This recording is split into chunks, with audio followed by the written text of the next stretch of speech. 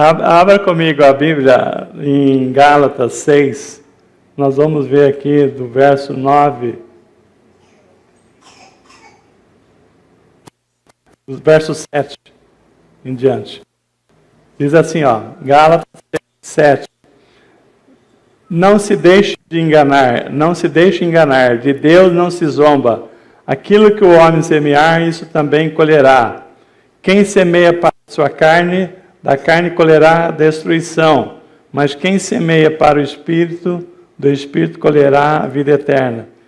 E não nos cansemos de fazer o bem, pois no tempo próprio colheremos se não desanimarmos. Amém? Feche seus olhos, vamos orar. Pai, obrigado, Senhor Deus, por mais um culto que estamos realizando nessa noite para o Senhor. Obrigado por aquelas pessoas que estão aqui presentes, aquelas que estão acompanhando via internet. Obrigado, Senhor Deus, por o Senhor nos ter dado a graça de termos a comunicação pela internet. Que o Senhor possa agora, através do Espírito Santo, nos conduzir para a ministração dessa palavra de hoje. Que ela venha encontrar em nossos corações terrenos férteis, para que essa palavra ela venha, encontre o solo fértil e dê o fruto para qual ela foi enviada. Nós te agradecemos em nome de Jesus. Amém e amém. Irmãos, como é que foi nós estamos aqui começando o ano, né? Então, acabamos de encerrar 2025. Hoje é o segundo culto do ano, né? Domingo passado nós tivemos o primeiro, tivemos ceia do Senhor e tal. Nesse começo de ano, ainda dá tempo da gente falar dessa transição, né? Eu queria perguntar, como é que foi, assim, não precisa responder, mas uma pergunta para a nossa avaliação. Como é que foi 2025? Foi bem? Foi bênção? Como é que vai ser 2026? O que nós acabamos de ler aqui, a palavra do Senhor, que de Deus não se engana, né? Não se zomba. Aquilo que nós semearmos, isso também nós colheremos. Então, como é que foi 2025? Foi bom? Se foi bom, foi porque nós, quem teve um ano bom, semeou e colheu coisas boas. Se não foi bom, você com certeza teve semeaduras que não foram boas colheitas. Então, por isso, não foi um ano bom. Então, nós estamos começando 2026. Olhando, então, pelo retrovisor, se 2025 foi bom, porque nós fizemos boas semeaduras e colhemos boas colheitas, 2026 nós temos que ter estarmos assim, ligados nisto, entendendo que de Deus não se zomba. O que você semear, você vai colher. Se você semear o bem, você vai colher o bem. Se você semear para a carne, da carne colherá a corrupção. Então, isto é tão básico, mas tão necessário a gente acordar, porque nós estamos o tempo inteiro semeando para nossas vidas e nós não percebemos e não vigiamos o que nós estamos semeando. Então, eu queria começar a ministração de hoje com esse pano de fundo. Nós queremos que no final desse culto, Deus esteja falando já nos nossos corações o que nós precisamos fazer para que esse ano seja um ano abençoado, né? Para a nossa vida, para a nossa família, para as pessoas que nós amamos, para aquelas pessoas que Deus colocou no nosso coração. Então, quando a gente começa o ano, na virada de ano, o que você mais faz? Não é desejar um bom ano? Não é isso? Que seja um ano bem sucedido?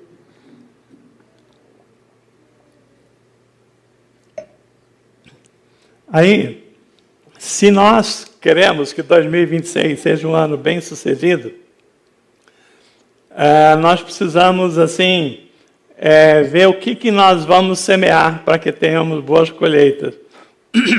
Quando todo mundo aqui, a maioria das pessoas que me conhece aqui, sabe que eu fui bancário, né, quase 40 anos na organização Bradesco. Então foi uma carreira, né, que ainda não terminou, porque eu ainda estou servindo os bancos, não no Bradesco, mas na Associação dos Bancos, né?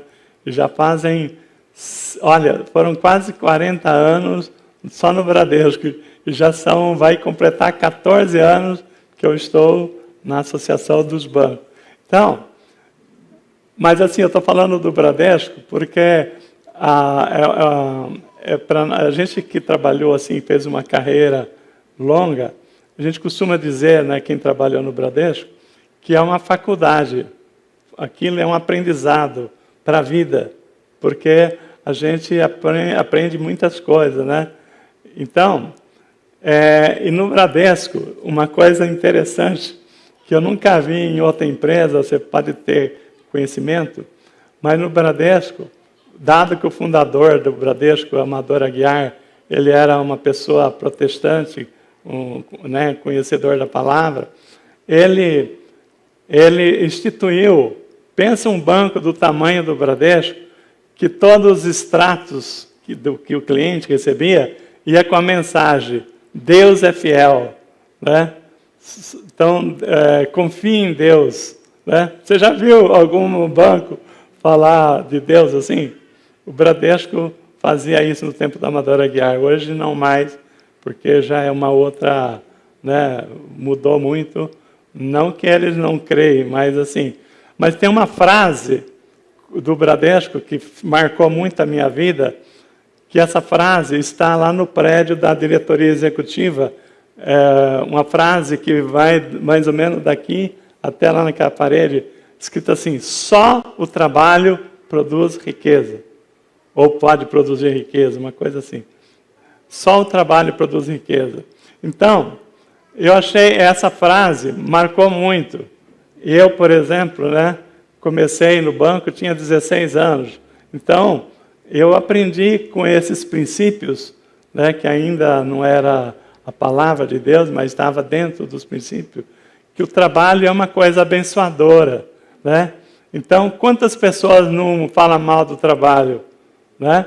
O trabalho é bênção de Deus. Então, falando então, voltando ao ponto inicial, nós semeamos e colhemos 2025. Como é que nós estamos preparando para colher, como é que vai ser a nossa colheita em 2026? Na área financeira, na área da saúde, na hora do relacionamento familiar. Você tem que semear para colher. Se você não semear, não espere que vai nascer uma boa colheita se você não semear. Então, eu estudando essa palavra, né, para trazer essa mensagem para a gente se preparar para 2026, né, eu pedi para Deus dar a direção para nós, o que nós precisamos para ter um ano abençoado. Então, eu fiz essa pergunta para Deus, né, e mergulhei em estudo da palavra, buscando essa resposta. Aí eu fiz também uma pergunta para a inteligência artificial. Eu fiz assim a seguinte pergunta, né? Porque eu não sei se vocês têm pesquisado o Google Gemini, que é um aplicativo que você pode usar para a inteligência artificial. Você faz as perguntas e ele responde, inclusive sobre a Bíblia, né? E aí ajuda você a pegar fundamentos que já estão escritos, que ele vai lá e pesquisa e traz para você ajudar. Eu fiz a seguinte pergunta.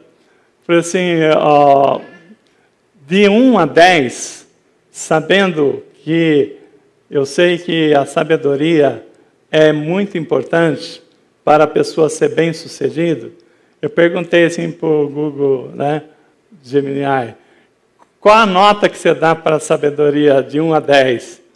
E ele me respondeu o que eu já achava que seria a resposta. 10. O ranking de 1 a 10, em que posição que você colocaria a sabedoria para você ser uma pessoa bem-sucedida? Ele falou assim, 10. Por quê? Porque a sabedoria, ele respondeu assim também, a sabedoria não é mais uma das qualidades apenas, ela é o maestro de todas as nossas qualidades. Então, a sabedoria, irmãos, é o ponto de partida que nós temos que buscar para poder, no princípio da semeadura, nós temos que buscar a sabedoria, né? Então, Para vocês terem uma ideia, né, a palavra sabedoria, ela vem do latim sapere, né, que é saber, né?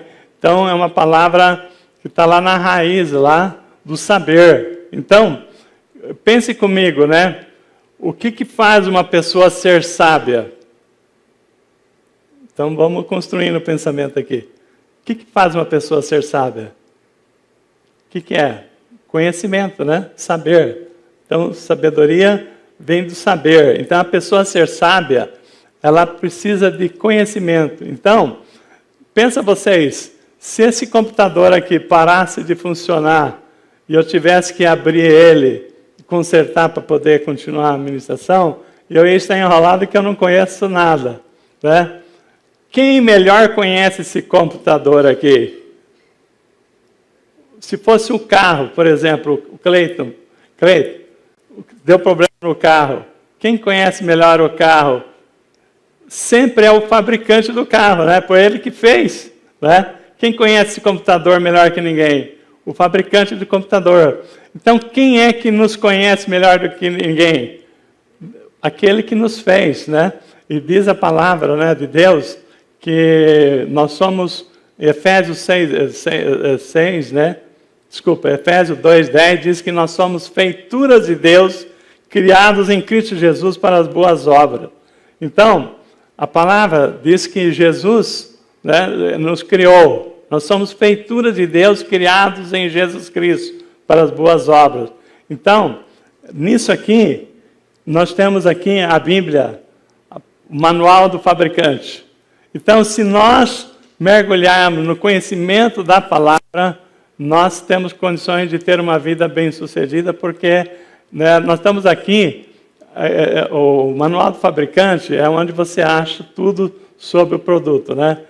A palavra de Deus, quando o homem foi criado, né, a palavra diz assim, quando Deus estava originando a criação, ele falava assim, ó, haja luz, né?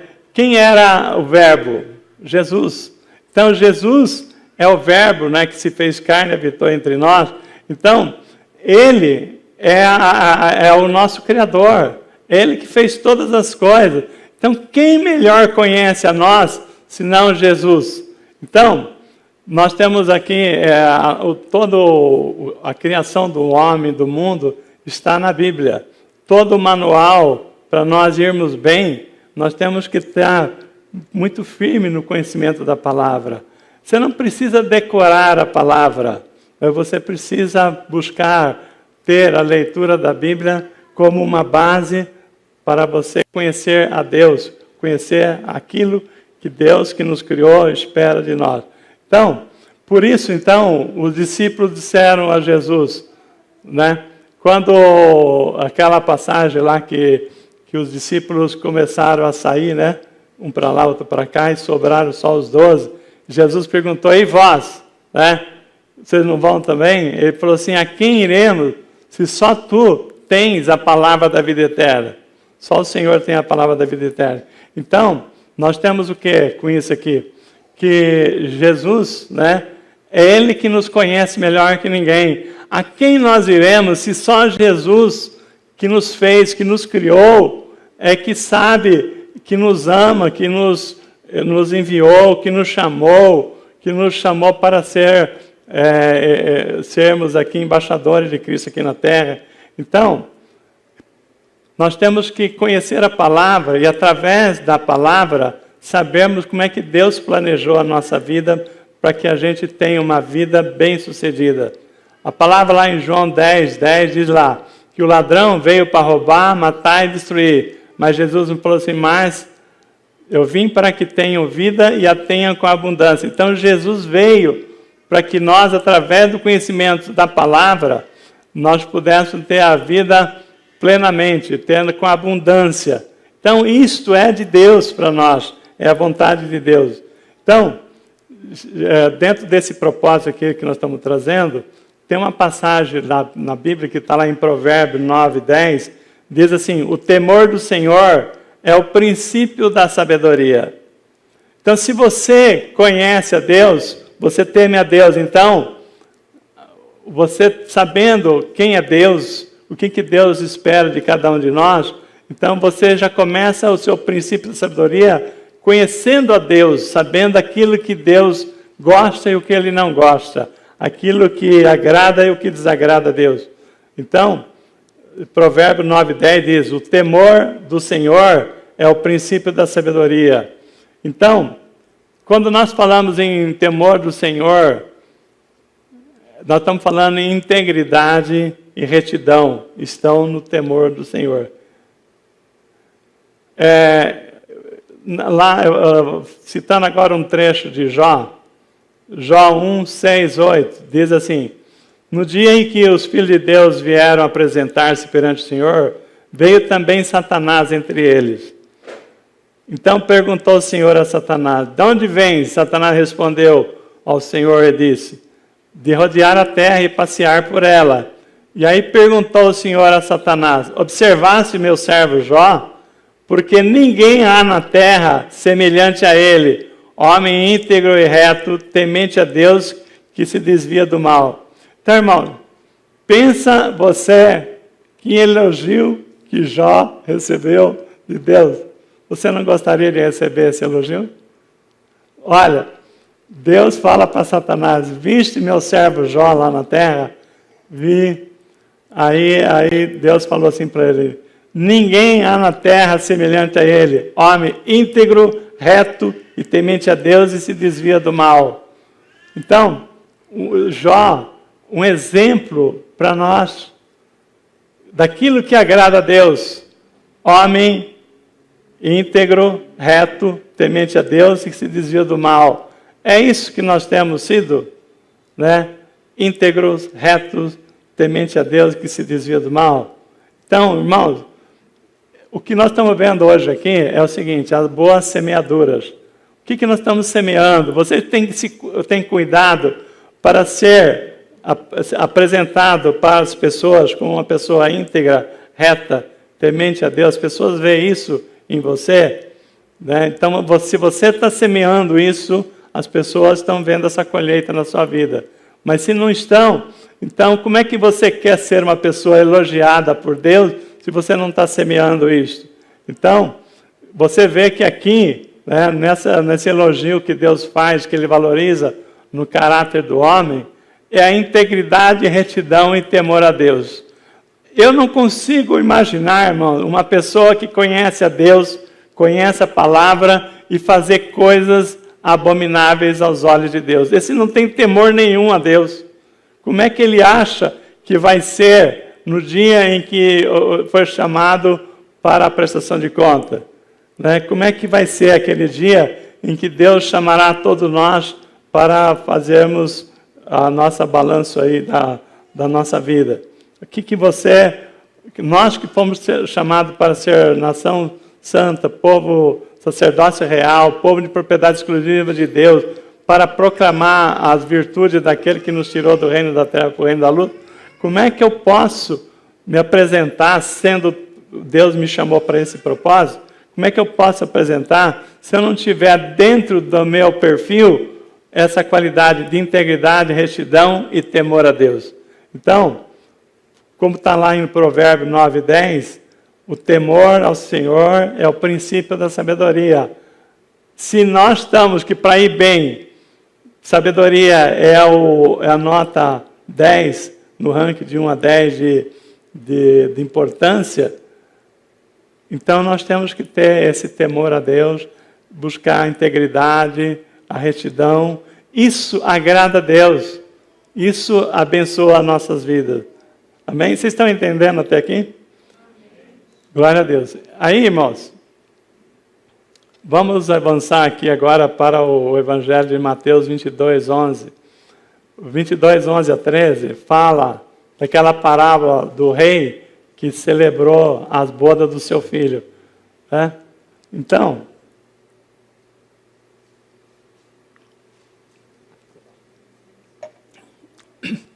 a gente não vai ler a palavra inteira, só pegar o ponto mais importante aqui. A palavra diz que um rei resolveu fazer a boda do seu filho. e mandou convidar todos os súditos importantes do reino. Só que os súditos não quiseram vir. Um falou que tinha um compromisso, tinha que ver uma propriedade, outro comprou uma parelha de boi, outro fez não sei o quê. E as pessoas recusaram, fizeram pouco caso do convite do rei de participar da boda do seu filho. Aí o rei falou, sabe de uma coisa? Vai lá nas esquinas e e traga todo mundo, chama todo mundo. Não é mais os súditos, as pessoas do nível, né? Vamos pensar assim, não era só o povo de Deus que era a pessoa escolhida para estar lá. Chama todo mundo. Então, o rei falou assim, olha, vai chamar todo mundo, agora eu quero todo mundo aqui.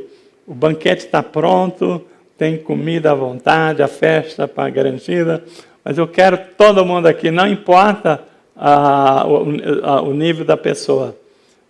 Convida todo mundo está convidado para a boda do filho do rei. Aí diz o seguinte, né, que num dado momento da festa, estava lá, o rei foi lá ver as pessoas que estavam presentes.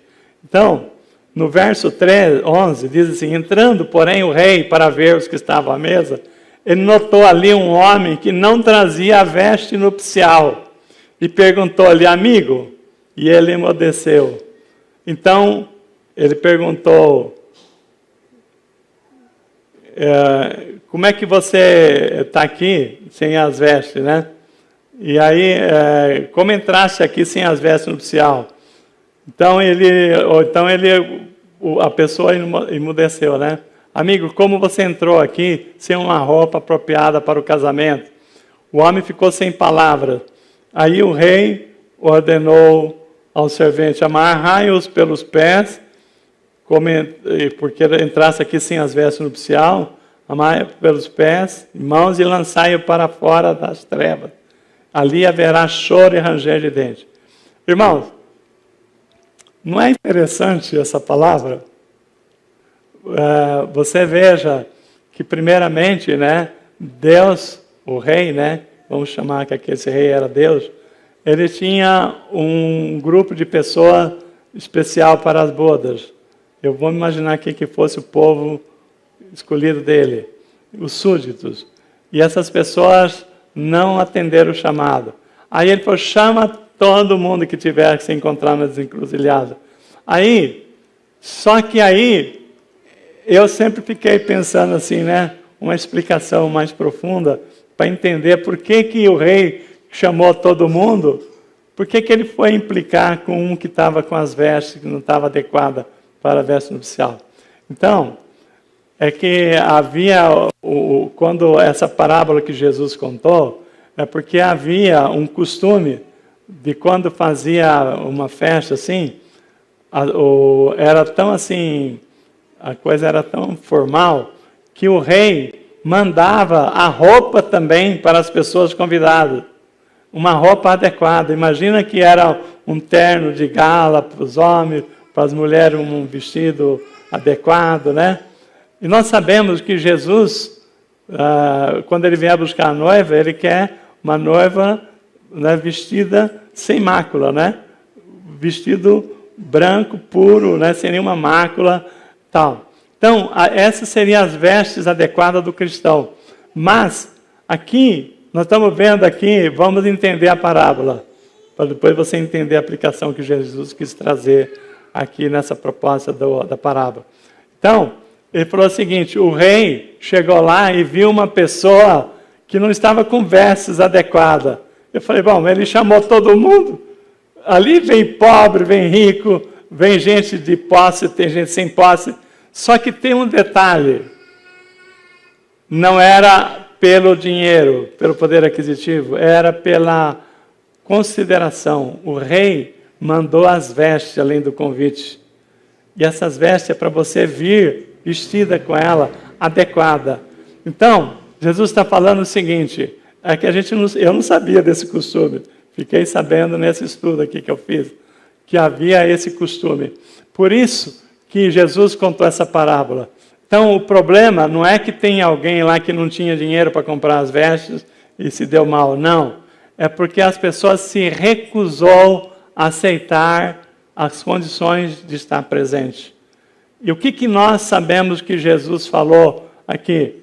Que ele está falando aqui que ele vai vir buscar a noiva tem que estar preparada, a noiva é a sua igreja, né? Tem que estar preparada, com vestes brancas, sem mácula.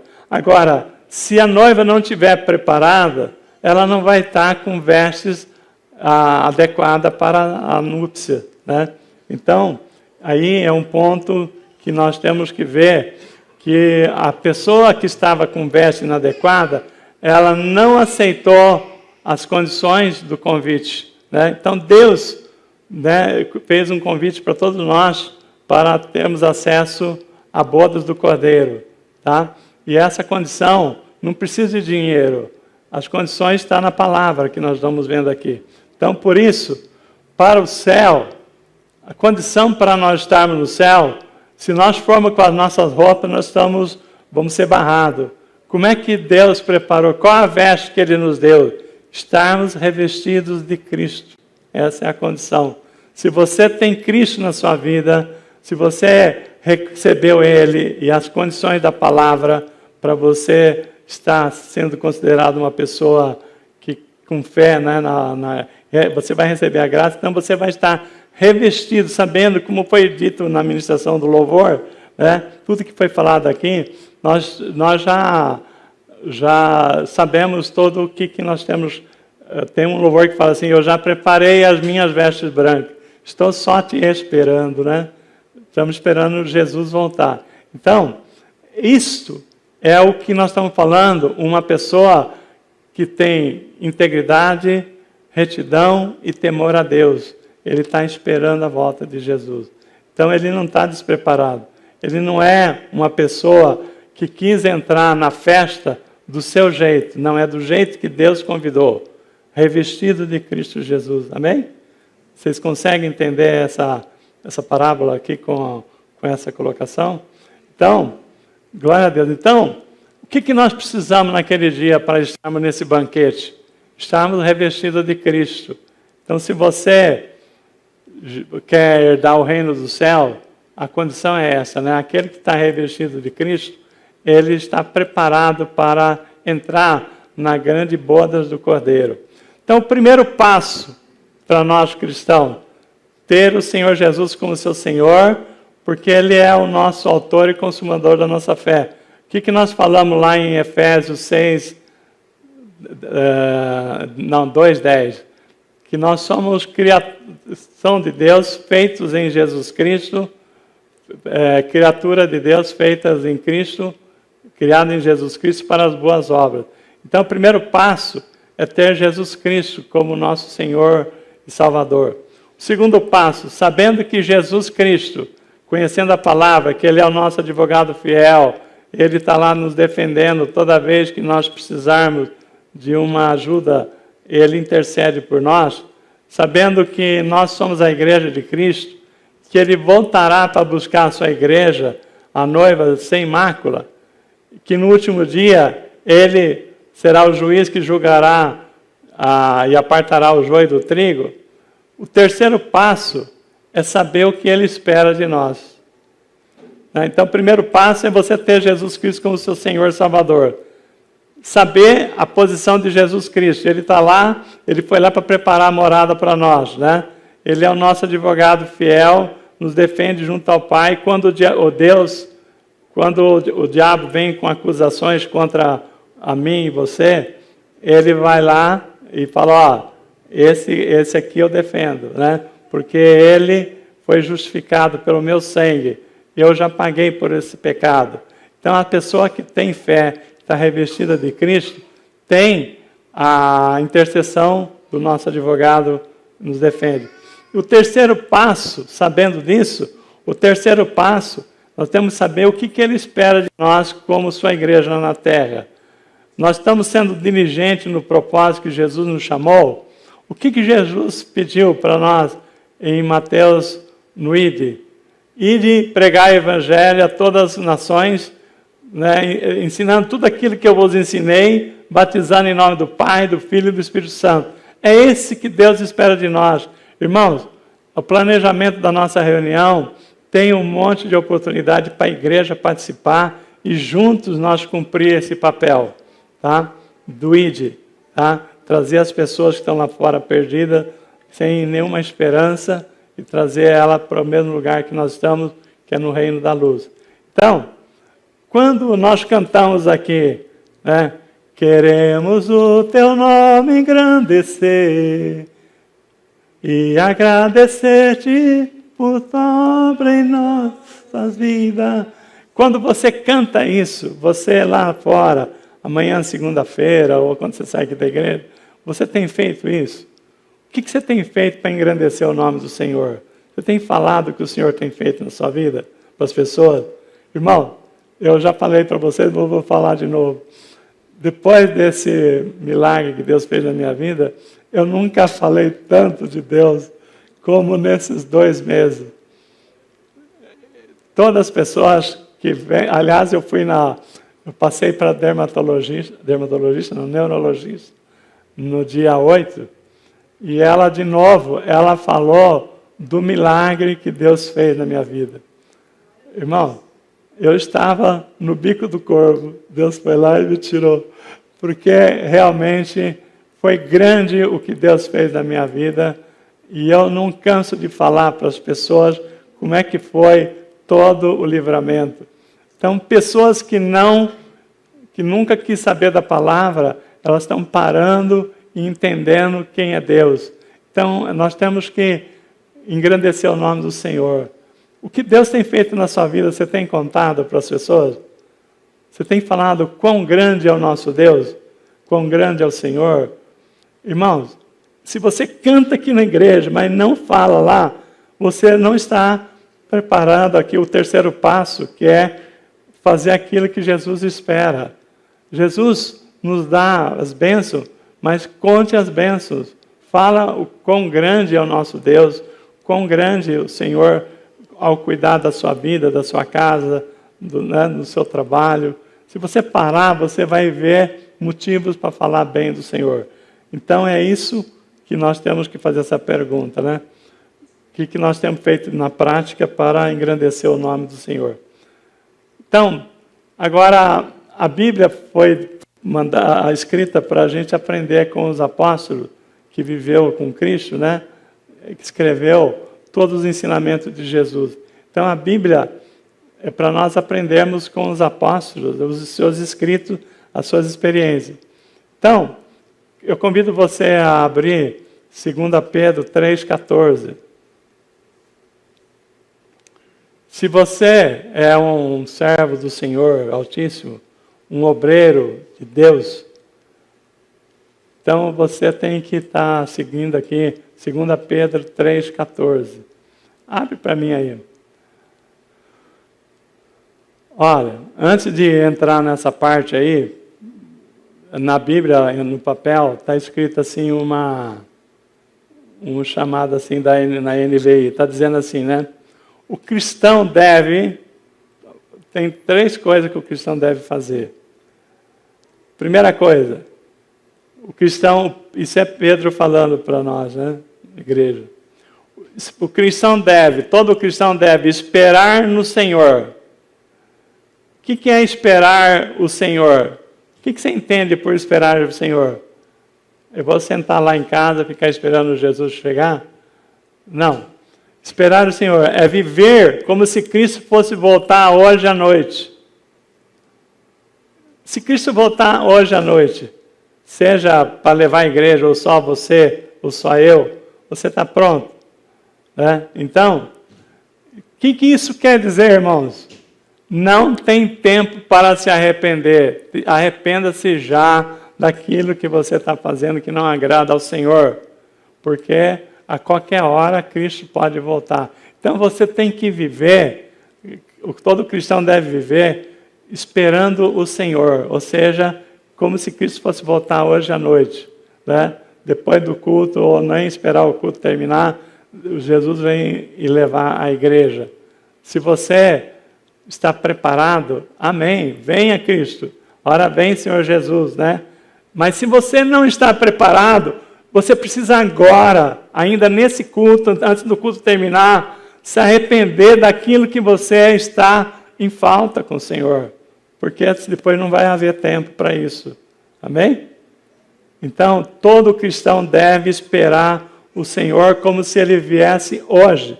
Isso quer dizer que não temos tempo para arrepender. O diabo, ele fez uma reunião dos demônios, fizeram lá uma assembleia para ver como é que mandava mais crente para o inferno. E aí, vamos ver aqui, né? Aí um diabo lá, um dos demônios, falou, eu já sei. Vamos falar que Deus não existe, que o céu e o inferno não existem, né? Vamos contar essa mentira. Aí alguém lá, dos diabos lá, falou assim, essa já é velha, que com essa mentira nós já levamos mais da metade dos crentes para o inferno, já estão com o endereço carimbado. Aí, bom, então essa mentira não pega mais, porque já pegou muita gente, né? Com essa mentira que Deus não existe, que é coisa de crente, que o céu e o inferno não existe, que o diabo não existe, né? Essa mentira aí não pega mais. Aí um outro demônio falou assim, já sei, uma boa aqui. Vamos falar que Deus existe, o céu e o inferno existe, que tudo isso que está na palavra é verdadeiro, só que nós temos todo o tempo do mundo para aceitar a Cristo. Aí o pessoal lá aprovou, em cima da hora. Boa, né?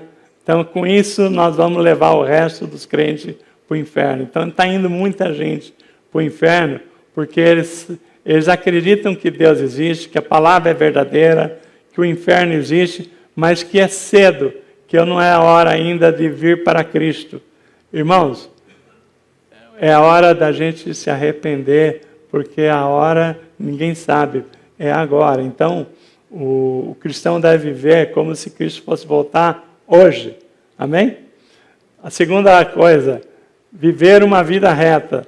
Lembre-se que nós somos chamados para ser sal da terra e luz do mundo. A sua vida tem sido um exemplo bom? Ou é aquela pessoa que fala assim, você é crente? Poxa vida, né? Nunca ia descobrir que você era crente. Por quê? Porque a sua vida não fala que você é crente. As suas atitudes. Então, se você, né, tem as suas atitudes, não demonstra que você é o sal da terra e luz do mundo, para a qual nós somos chamados, então é a hora da gente parar para pensar nisso aqui.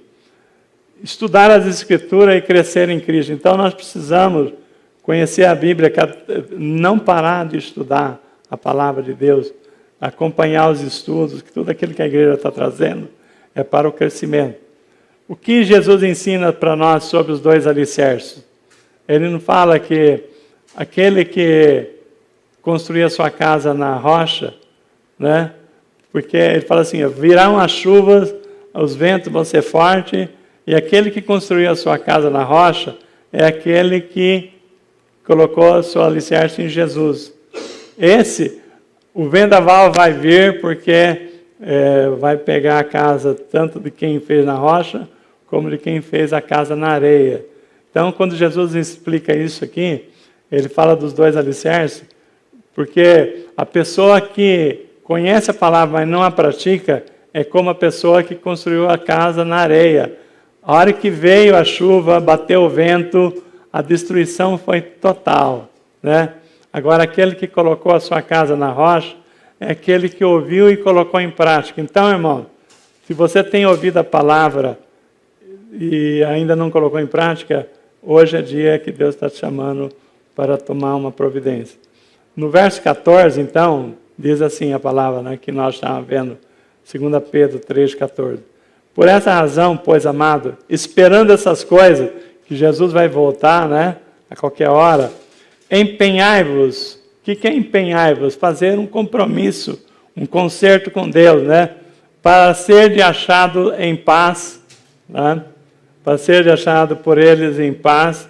Se Cristo voltar hoje, como é que ele vai te encontrar? Tem que ser sem mácula e irrepreensível. Amém?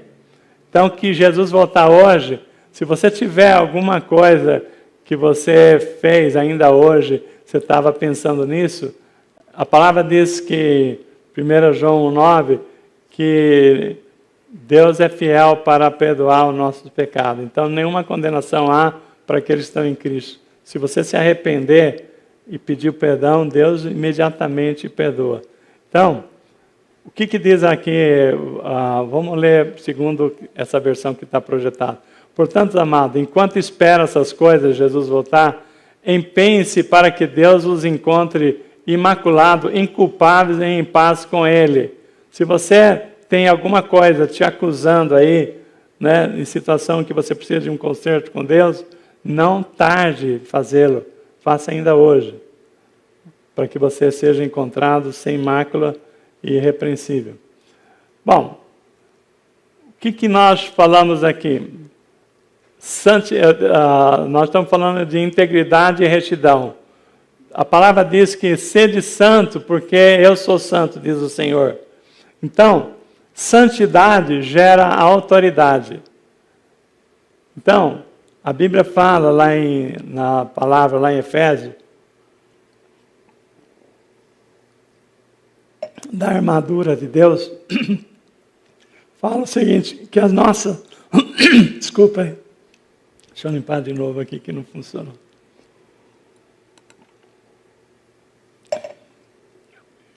Que as nossas armas não são carnais. Então Deus deu armas para nós enfrentar as potestades desse mundo dominador aí das trevas, né? Então, agora uma frase muito interessante. Santidade gera autoridade. Então, eu pergunto, como é que tem sido a sua autoridade na sua casa sobre o mal? Como é que tem sido a sua autoridade sobre enfermidade, finanças, relacionamentos? Porque o inimigo, ele tem entrado nos lares com situações para tirar a sua paz. Então, Deus tem dado para nós armas que são espirituais. Armas, tem o escudo da fé, tem a espada da palavra, né? Tem bastante, a armadura de Deus explica aqui para nós quais são as nossas armas. Mas, grave bem essa frase, santidade gera autoridade. Qual tem sido a sua autoridade sobre o mal? Aonde Jesus está, o mal não tem poder. Então, você que é um servo do Senhor, você pode repreender o mal e o mal tem que sair. Na sua casa, na sua empresa, aonde você estiver. Mas, a pergunta é, eu vou repetir, santidade gera autoridade. Só para ver o que eu estou querendo dizer com isso, que foi uma palavra que o Senhor me deu aqui. Atos 19:15, a palavra fala que tinha alguns judeus, exorcistas ambulantes, tentaram invocar o nome do Senhor Jesus sobre possesso de espírito maligno, dizendo, esconjuro por Jesus a quem Paulo prega. Aí no verso 14, os que faziam isso eram 7 filhos de um judeu chamado Seva, um sumo sacerdote. Mas o espírito maligno lhes respondeu, conheço Jesus e sei quem é Paulo, mas vós, quem sois? E o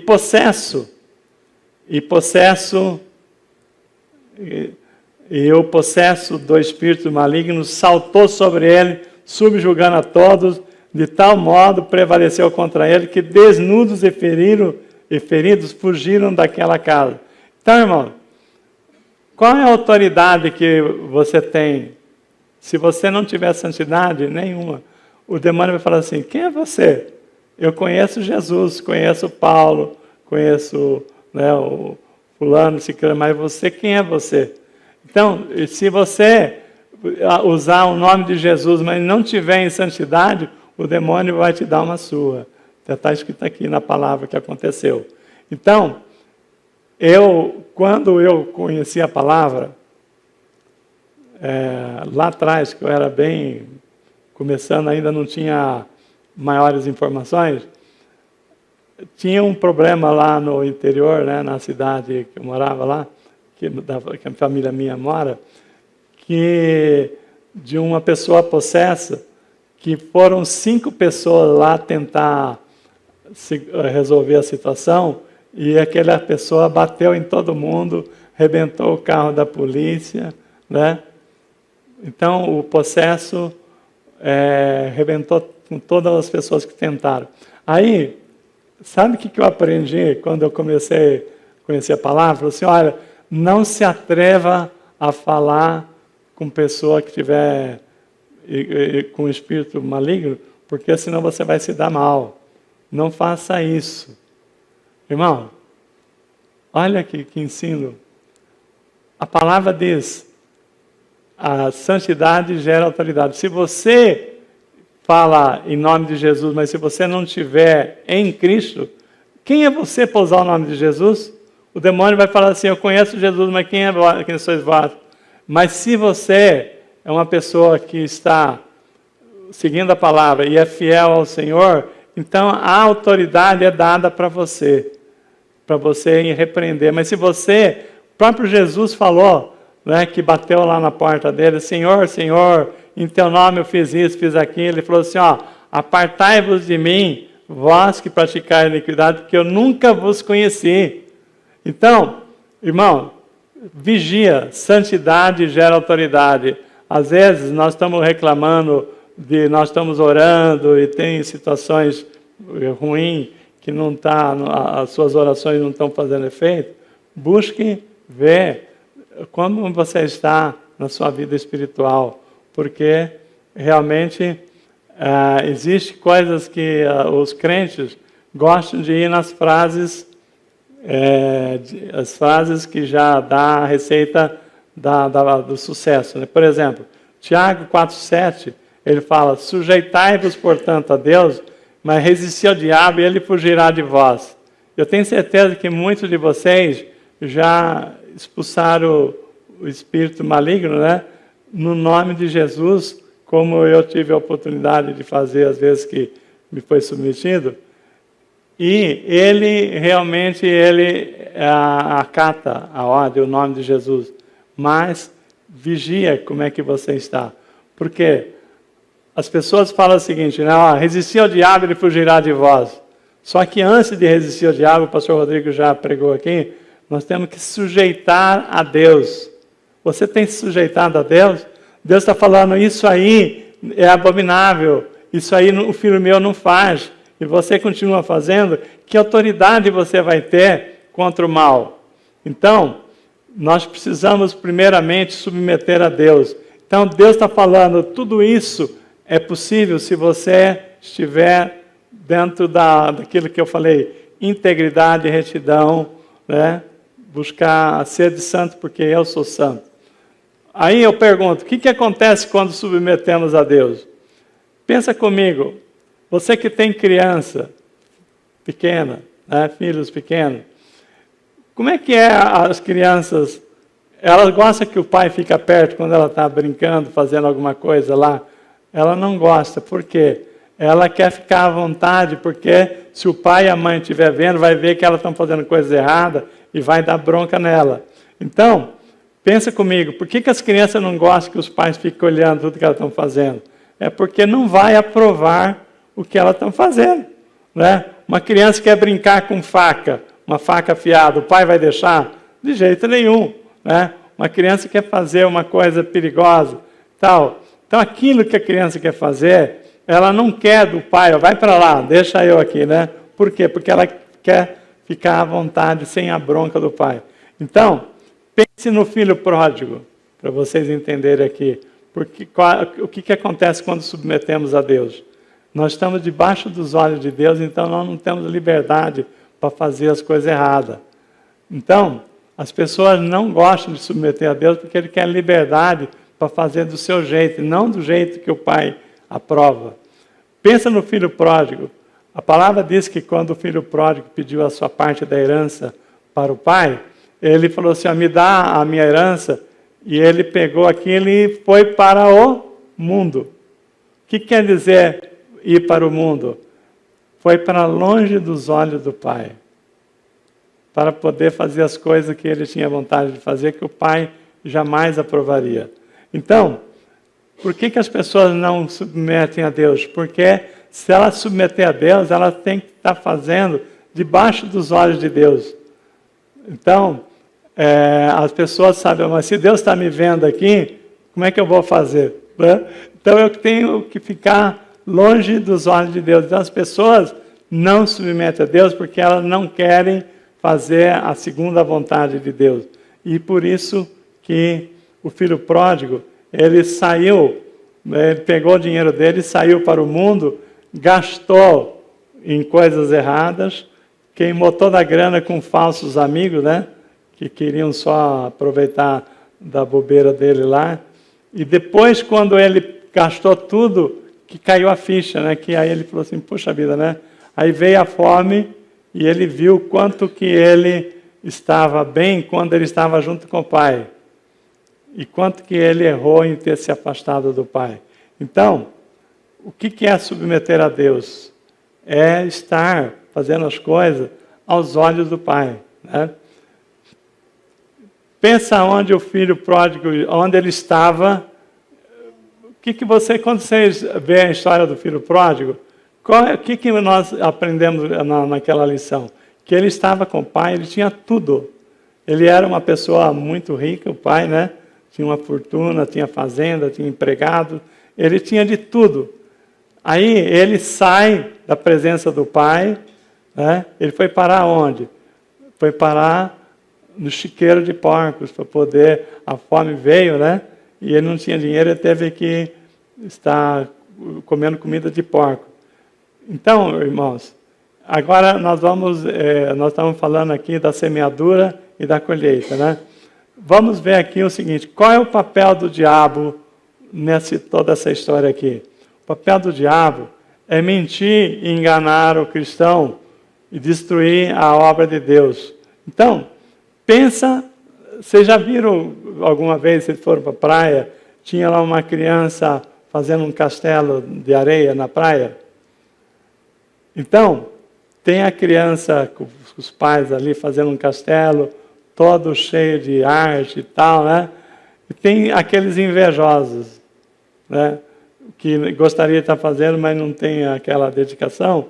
Então, fica ali, a oportunidade, se der, por exemplo, é chutar aquele castelo, derrubar. Esse é o papel do diabo. O diabo, ele tem bronca de Deus ter nos chamado como filhos, né? E ele queria estar no lugar do homem, lá no Jardim do Éden. Então, por isso, ele quer o quê? Assim como aquela criança ciumenta, invejosa, que como ela não tem condição de fazer um castelo de areia, se ela puder, ela faz que se tropeçou e derruba o castelo. O diabo quer derrubar a nossa obra com Deus, né? Então, o que ele está fazendo? O diabo está condenado ao inferno, então ele está querendo arrastar. A missão dele é levar mais e mais almas com ele, né? João 8,44, Jesus fala assim, ó, vós sois do diabo, que é o vosso pai, e quereis satisfazer-lhe os desejos. Ele foi homicida desde o princípio e jamais se firmou na verdade, porque nele não há verdade. Quando ele profere mentira, fala do que lhe é próprio, porque ele é mentiroso e pai da mentira. Então, o diabo, ele é o pai da mentira. E o propósito dele é nos enganar, assim como foi lá desde o princípio com Eva, nos enganar os cristãos para cumprir o propósito de nos afastar de Deus. Então, o que acontece quando nós não submetemos a Deus? Caímos na cilada do diabo. Irmãos, vocês já leram a história de Balaão, do profeta Balaão? Eu não vou pregar sobre o assunto porque é longo.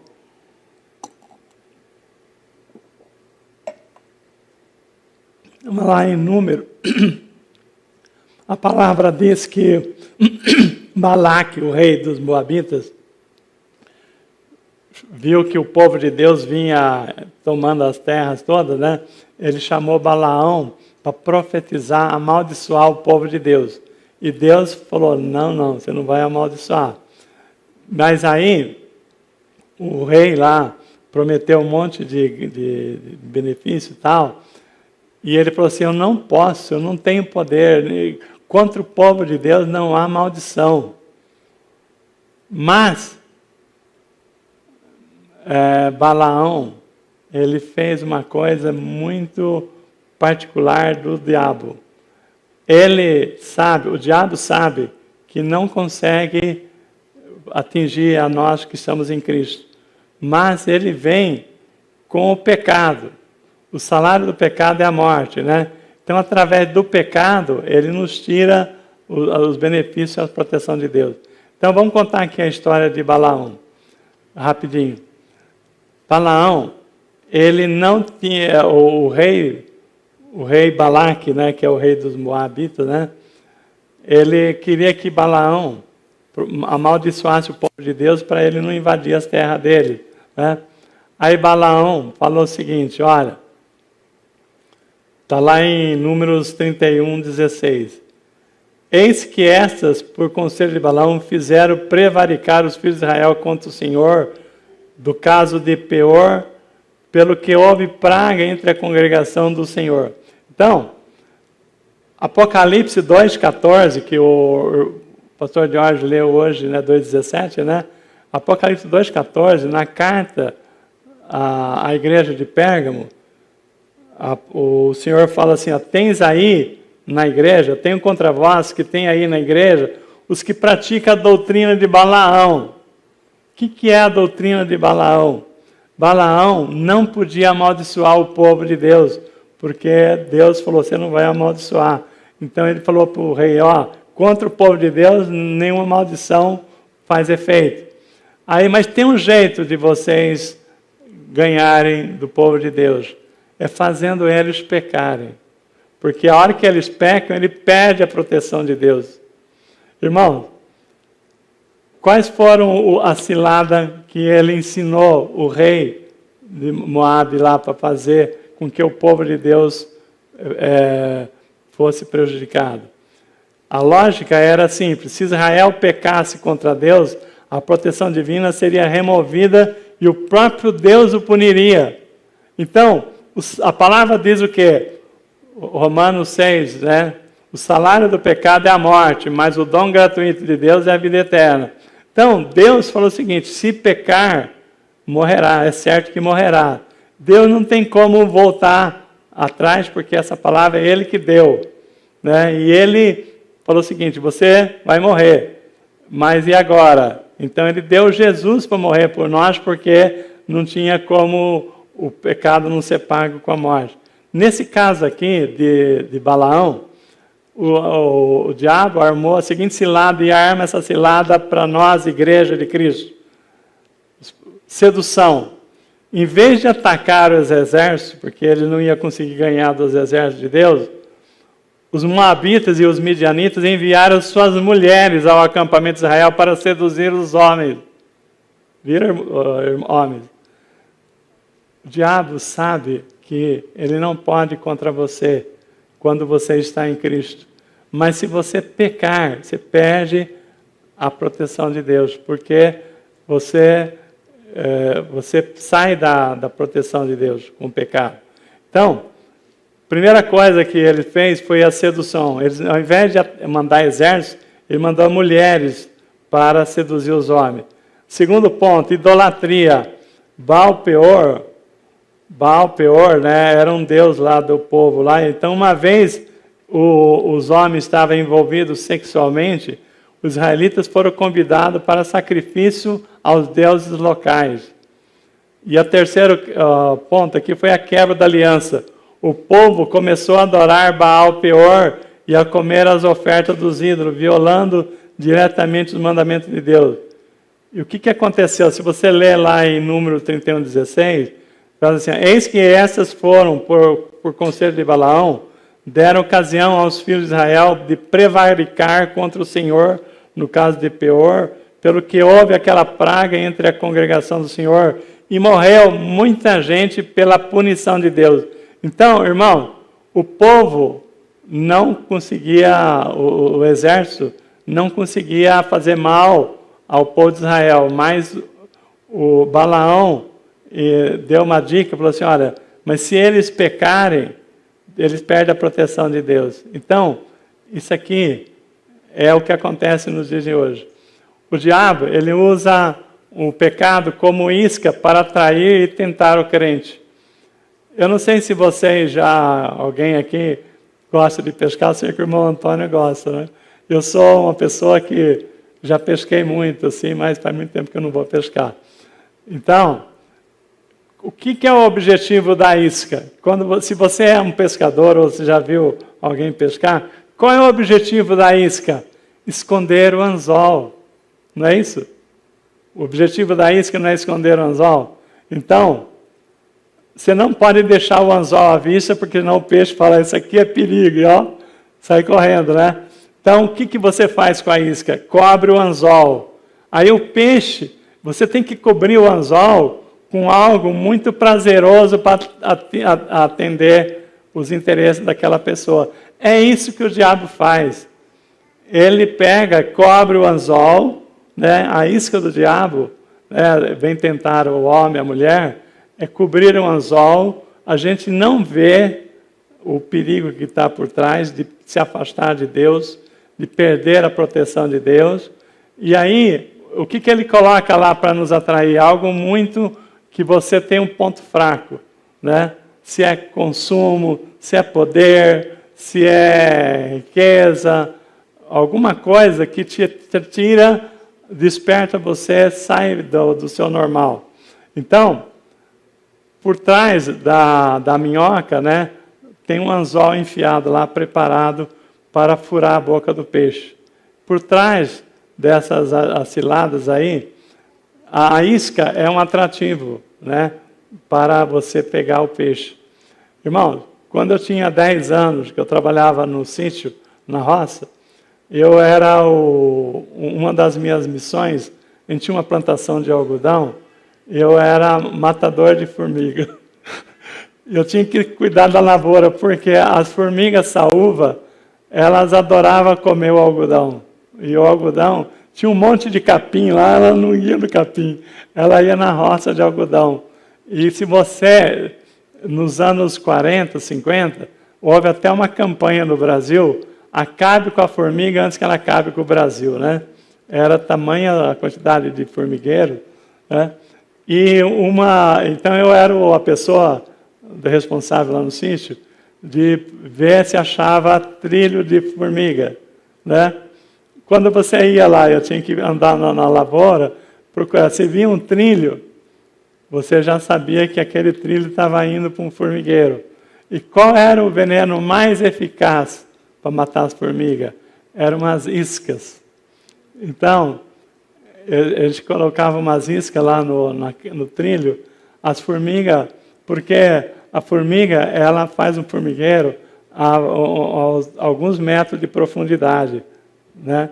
Então você não consegue jogar o veneno, chegar o veneno até lá no formigueiro. Então o que você faz? Coloca a isca para ela levar lá para o formigueiro. Então, eu tinha esse veneno que a gente usava de isca. Então, irmão, é exatamente isso que os crentes são bombardeados por Satanás. Satanás prepara uma caixa que parece uma caixa de presente, mas é um pecado. Está ali embrulhado, bonitinho, que parece uma coisa adorável. E você leva para a sua casa. Então, lembre-se, nós que estamos em Cristo, nós estamos debaixo da proteção. Contra aquele que está em Cristo, o mal não tem poder, a não ser que eu abra as portas para o mal entrar. Quando o diabo, sabendo disso, ele coloca a isca, coisas que nos afastam de Deus. Quando nos afastamos de Deus, a gente fica na exposição do mal. Amém? Então, eu estou trazendo esse comparativo. Qual que tem sido o maior ataque de Satanás? Afastar você da presença de Deus. Se tiver uma reunião de estudo bíblico, de oração, você vai ter um compromisso para que você não possa ir. Então, vigie se aquele compromisso é real ou se é uma coisa para você ter um argumento para você não se fortalecer naquilo que Deus quer te fortalecer. Então, por exemplo, quer ver isca mais sutil que o diabo tem criado? Celulares. mensagem que o crente, ao invés de ver a palavra, agora não sai do celular. Né? O tempo que você perde com o celular, que não seja produtivo, pensa quanto tempo você está perdendo de ler a palavra, de oração, de estar servindo a Deus. Então essa é uma das iscas. Uma outra isca que tem na televisão, séries, né? Netflix, coisas assim do gênero, que você pega lá para ver e você fica todo o seu tempo dedicado àquilo e acaba não tendo tempo para Deus. Então, como é que o peixe morre? A palavra diz que o peixe morre pela... A palavra não, o exemplo que nós temos, que o peixe morre pela boca, né? E o diabo, como é que ele mata o crente? Afastando a gente da igreja, da presença de Deus. Então, pare e pense o que tem levado você, às vezes, a faltar no culto. Uma coisa que eu tenho percebido, assim, que acontece com muita frequência, no dia do culto, você tem o culto aqui às 18 horas, né? Então, na hora de sair para o culto, chega uma visita. Será que é por acaso que aquela visita chega naquela hora? Irmão, quanto que você é fiel a Deus? E aí, não, eu tenho que ser educado, porque a visita chegou. Mas, irmão, vamos mudar essa situação? Ao invés do diabo tirar você do culto, traga a visita para o culto. Vamos inverter essa história. Inclusive, depois nós vamos falar para vocês que um dos propósitos nossos de evangelismo é convidar pessoas para os cultos. Quantas pessoas você convidou para o culto o ano passado? Que você trouxe novas pessoas para assistir o culto? Então nós vamos fazer um projeto de trazer pessoas para o culto. Se a pessoa chegar, você está querendo achar alguém para convidar para o culto, né? Se alguém falar que vai na sua casa na hora do culto, você pode vir, que eu tenho uma programação especial para você. E você convida ela para vir para o culto. Vamos inverter esse jogo. Chega do diabo nos tirar da presença do Pai. Ao invés dele nos tirar, vamos trazer aquele que ainda não está na mão do Senhor. Amém?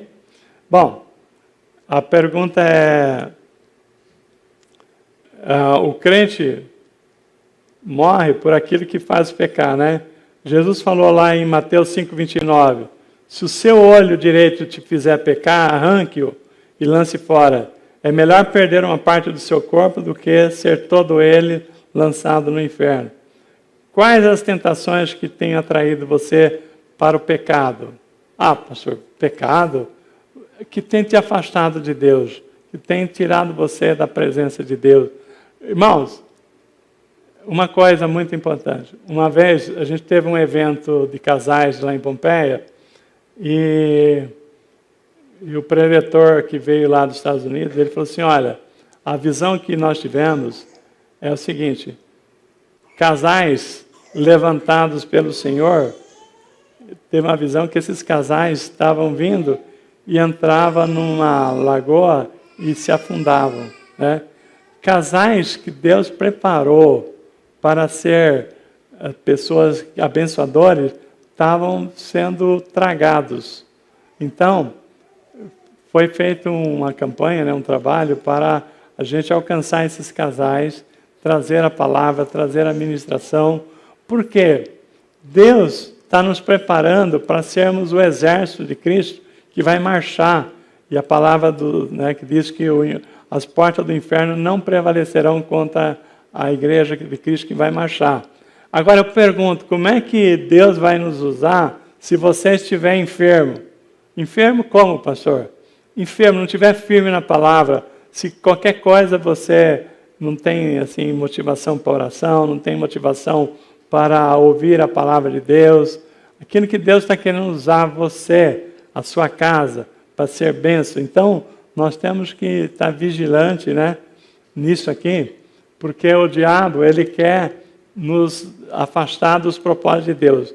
Se você é uma pessoa que está aqui hoje, ouvindo essa palavra, é porque você é uma pessoa escolhida para propósito de Deus. Então, vigie quanto que Deus está conseguindo avançar com o projeto na minha e na sua vida, e quanto que o diabo tem conseguido nos distanciar do propósito de Deus.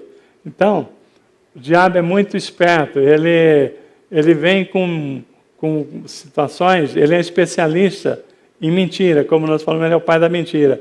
Mas às vezes ele usa o sofisma, né? O que é sofisma? É meias verdade. Então, por exemplo, quando Jesus foi levado para as tentações lá no deserto, o diabo falou para ele, sobe lá no pináculo do templo, e ele falou o seguinte, ó, vai lá no lugar mais alto do templo e pula lá de cima, porque a palavra diz que se tu és filho de Deus, lançai-te daqui abaixo, está lá em Mateus 4,6, né? Porque está escrito que aos seus anjos Deus dará ordem a teu respeito e tomar-te-ão nas mãos para que nunca tropece com o teu pé em alguma pedra. Então, olha o sofisma, né? O diabo pegou uma palavra do que estava escrito para tentar Jesus. Falou assim, se tu é filho de Deus, a primeira pergunta que ele faz é o seguinte, você se acha filho de Deus? Sou. Então, se você é filho de Deus, sobe lá e pula. Porque está escrito na palavra, e ele usou uma premissa verdadeira, que é Salmo 91, de 11 e 12. Ali diz que há uma promessa bíblica real de proteção divina. Mas qual que é a distorção que Satanás traz aqui nessa palavra? Olha a sutileza para enganar. Ele sugere que Deus prometeu proteção. Jesus podia se colocar em perigo deliberadamente e forçar Deus a cumprir a promessa. Só que o objetivo dele é transformar a confiança de Deus em exibicionismo, né? Então, se você for tentado, por exemplo, dessa ordem, pensa o seguinte, né? Deus realmente, ele prometeu que vai cuidar. Mas se você for propositalmente pular para Deus estar te protegendo, você não está andando dentro daquilo que Deus quer, o natural, Deus te proteger. Você está querendo trazer aquilo que é uma promessa de Deus para um exibicionismo de poder, para você ser exaltado e não o Senhor, né? Então, nisso aqui é uma palavra que está contra a palavra. Então, Jesus falou assim, mas também está escrito, né? Não tentará o Senhor teu Deus, né? Então, quando o crente cai no pecado, ele está no laço do passarinheiro. Irmão, nós estamos falando aqui de cair no pecado. Eu não sei, mas assim, você fala assim, mas como é que é? Eu não sou bobo, eu conheço a palavra, mas não seja ingênuo, porque o diabo tentou o próprio Jesus. Você acha que ele vai ter dificuldade para tentar nós, né, meros mortais, né, sendo Jesus filho de Deus? Então, o problema é que quando cai no pecado, a gente cai no laço do passarinheiro. Quando eu era pequeno também, né, no interior, a gente usava assim fisga. Vocês já viram falar de fisgo? Você coloca tinha umas árvores que tinham leite, que se passava aquele leite era uma cola. Você passava nos galhos e o passarinho que sentasse ali, ele colava de uma forma que ele não tinha jeito de sair. Então, o que a gente fazia para caçar passarinho? A gente pegava um passarinho que cantava, punha num alçapão e chamava aquilo lá de chama. O passarinho ficava cantando, atraindo um exemplo. Se era um macho, atraía a fêmea. Se era uma fêmea, atraía o macho, né? E o passarinho chegava ali perto do alçapão e sentava. Quando ele sentasse no galho, ou ele entrava no alçapão, mas se ele fosse mais esperto, ele não ia no alçapão. Ele sentava no galho. Sentava no galho, aquele galho ali estava cheio de cola, ele ficava preso. Você ia lá e pegava o passarinho. Irmãos, a palavra diz que quando você cai no laço do passarinheiro, você não consegue sair sozinho. O passarinho que caiu no laço do passarinheiro, ele não consegue mais sair. Então, o crente que quando cai no pecado, ele precisa, só pelo milagre da graça do Senhor Jesus, para que possa ser se livrar. Então, só pela graça. Então, entenda isso. Nós estamos falando aqui que o diabo tem usado do pecado para nos afastar de Deus, mas se você, por exemplo, caiu no pecado pela sutileza de Satanás, lembra-se que só Jesus que tem o poder de nos tirar da mão do laço do passarinheiro. Então, existe o pecado, uma coisa muito cruel, que o pecado, ele vem de uma forma sutil, nos cauterizando os nossos corações. Então, nós estamos aqui já, partindo aqui para a parte final da mensagem, onde tem pessoas que eram grandes pessoas assim, firmes na fé, mas às vezes vem situações que acontecendo que a pessoa vai ficando desanimada, né? Vai endurecendo o coração por decepções, frustrações. E quando você endurece o coração vai ficando cauterizado. Deus fala e a pessoa que está com mágoa, com o coração machucado, ferido, não ouve a voz de Deus. Então, vai endurecendo o coração. Então, o que é um coração cauterizado? A pessoa não tem mais aquela sensibilidade. A palavra de Deus, falada para um outro irmão que está com o coração são, ela ouve e sensibiliza. Aquela pessoa que está com o coração cauterizado, ela não tem mais essa sensibilidade. Então, é como se fosse um coração de pedra.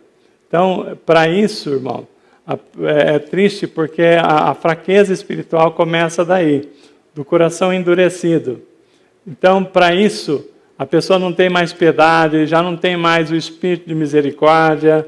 Antes, ela via uma situação, ela se comovia, falava assim, vamos orar, vamos pedir a Deus. Então, estava firme na fé. Mas a pessoa machucada, ferida, isso é o que o diabo tem conseguido fazer, trazer situações para nos deixar assim cauterizado. O coração vai perdendo a sensibilidade. O Espírito Santo continua falando, mas a pessoa já não ouve mais a voz do Espírito Santo. Então aquele coração está endurecido. Então, o que eu queria dizer para vocês, que hoje nós vamos fazer aqui uma oração.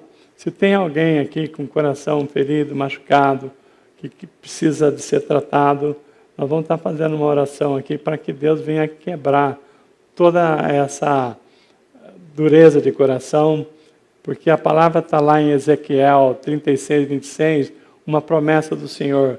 Dar-vos-ei um coração novo, porei dentro de vós um espírito novo, tirarei de vós o coração de pedra e vos darei um coração de carne. Amém? Então, eu queria estar convidando você a ficar em pé.